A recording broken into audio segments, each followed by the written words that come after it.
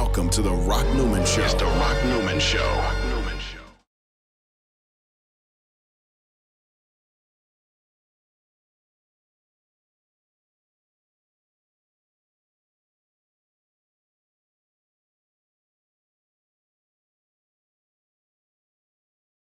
There is no wisdom. 35-year-old grandmother. 35-year-old Really? grandmother. There's no, there can't be. And you know, The I'm wisdom so is happy missing. that you brought up the point about having the not appreciating the father or the male in the household.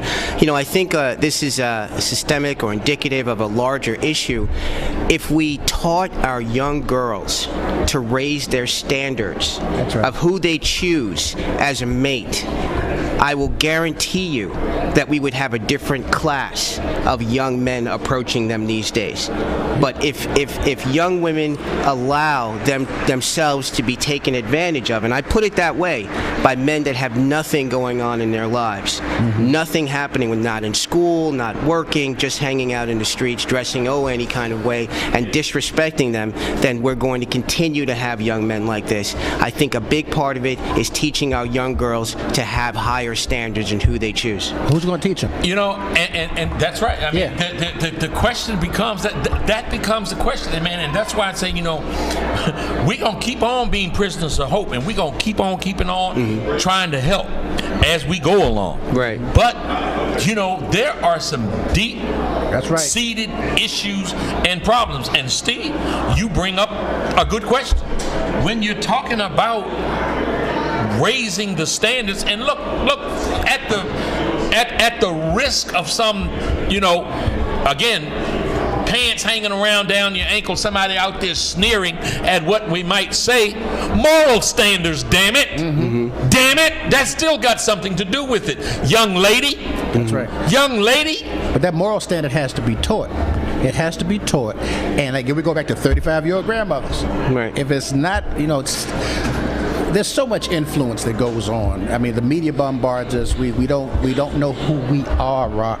We don't know who we are. We don't know how special they are. Women, and this is, thank God for single parents, thank God for women, thank God for grandmothers, thank God for all of that, because we would not be able to exist without that. But if they just realize the power that they have, as Terrell said, we're going to follow the women. You know, if my wife is unhappy, I'm going to do whatever I can to make her happy. Period. Exactly. So if there are some standards to be set, if women just knew the power that they had and created a higher standard because they were wise enough to understand that there needs to be a higher standard, then a lot of this would alleviate itself, just because right is right and the truth is going to be the truth. You know, again, we're talking to the listening audience, we're talking to the viewing audience. Let me just say this. Get your young girls, let them listen to this show also.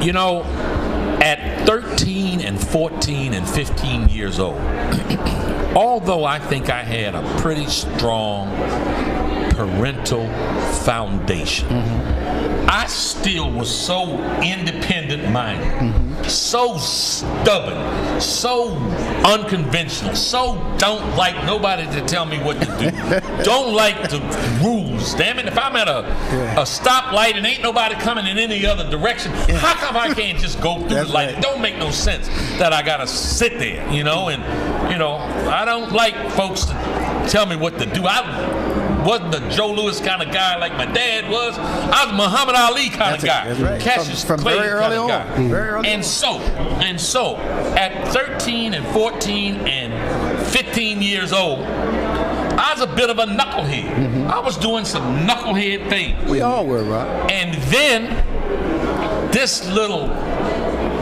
gorgeous black girl who went to Bowie State University. Her name was Ivy Glodine Brooks.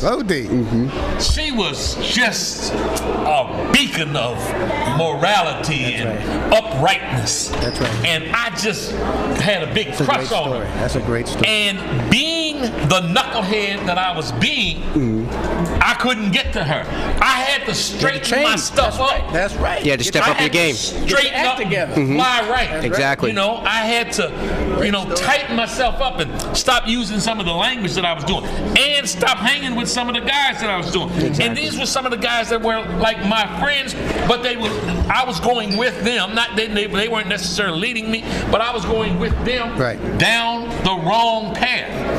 And this young 16, 15-year-old girl that I had a serious crush on helped me straighten up my life, and that's the power of women. That's right. That's the power of young girls, and the the impact and the influence that they can have on young men. That's right. So young ladies out there, trust me when Uncle Rock tells you I like that. you got the power. That's you right. really do have the power, because ultimately what we want is we want to be cared for by you. Absolutely. That's right. But you got to care for yourself first. There you go. And raise your And standards. we have to know that you care for yourself and you respect yourself. Because if we see you respecting yourself, we going to fall in line and respect you. That's right. Absolutely.